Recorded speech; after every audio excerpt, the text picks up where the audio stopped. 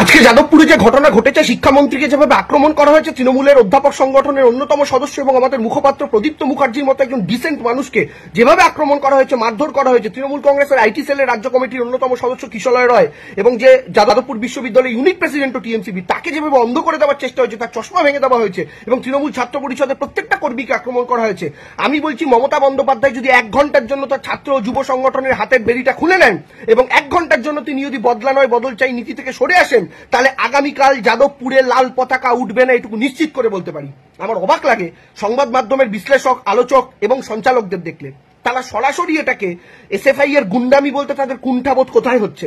আমার মনে পড়ে যাচ্ছে আজ থেকে 10-12 বছর আগে যখন রায়গঞ্জের কোনো একটা কলেজে টিএমসিবির কোনো একটা নেতা কোনো এক অধ্যাপকের সাথে খারাপ ব্যবহার করেছিল, সেটা নিয়ে 1 মাস ডিবেট চলেছিল এবং আজও সেই ডিবেটের সেই ঘটনার উদাহরণ বারবার টানা হয়।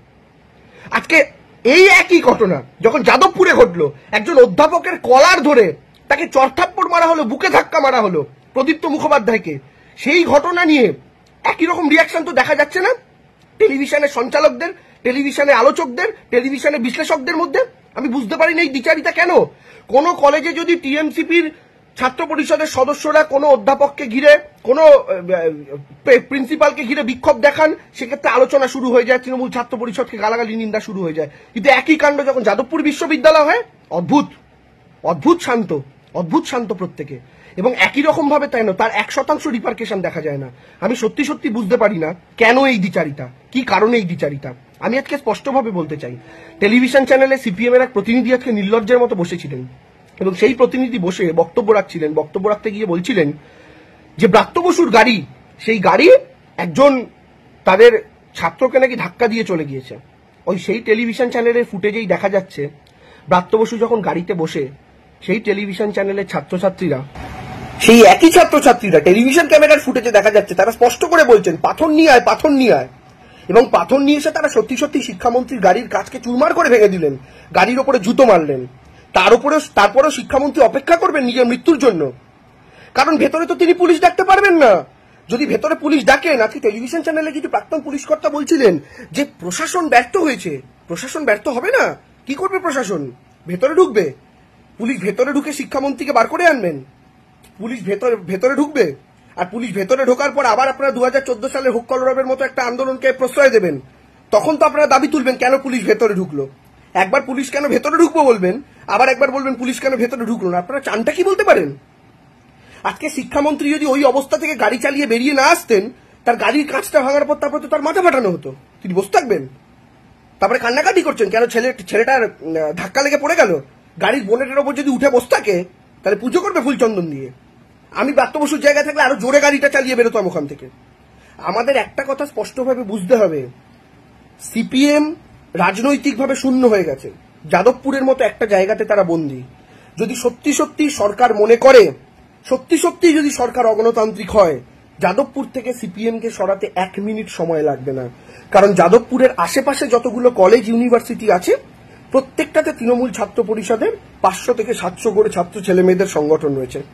ফলে 4টে কলেজ যদি মনে করে যাদবপুরমুখী এখন রাত্রিবেলা হবে, তাহলে কিন্তু আর কিছু করার থাকবে না আমার এসএফআই এবং অতিবামের বন্ধুদের। কিন্তু মমতা বন্দ্যোপাধ্যায় এই পলিসিতে কখনো চলেন না। এটাকে কেউ দুর্বলতা যদি মনে করেন, তাহলে কিন্তু বারংবার ভুল হবে। মমতা বন্দ্যোপাধ্যায় ছিলেন বলে সিপিএম এর পার্টি অফিসগুলো রক্ষা পেয়েছিল।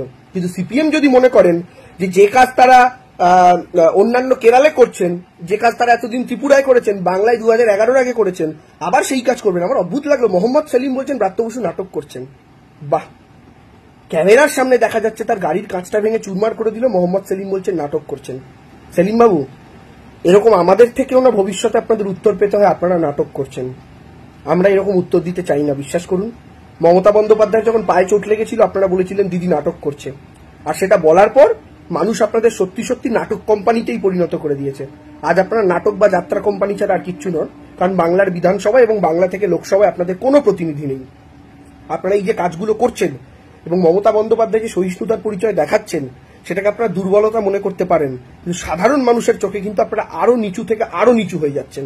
এবং তার সঙ্গে নিচু হয়ে যাচ্ছেন টেলিভিশন চ্যানেলে বসে বিতর্ক করা সেই সমস্ত আলোচকরা, সমালোচকরা, রাজনৈতিক বিশ্লেষক, প্রাক্তন পুলিশ কর্তারা, যারা তৃণমূল ছাত্র পরিষদ বা অন্যান্য কলেজের ক্ষেত্রে অধ্যাপকের সঙ্গে খারাপ ব্যবহারের ক্ষেত্রে 100 বার সঠিক স্ট্যান্ড নেন।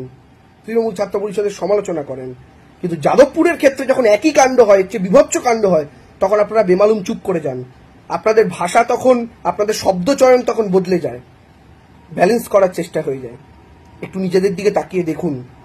আমি আবার বলছি, যদি মমতা বন্দ্যোপাধ্যায় তৃণমূল ছাত্র পরিষদ এবং তৃণমূল যুব কংগ্রেসের হাতের বেড়িটা 1 ঘন্টার জন্য খুলে নেন, কালকে যাদবপুরে লাল পতাকা উঠবে না।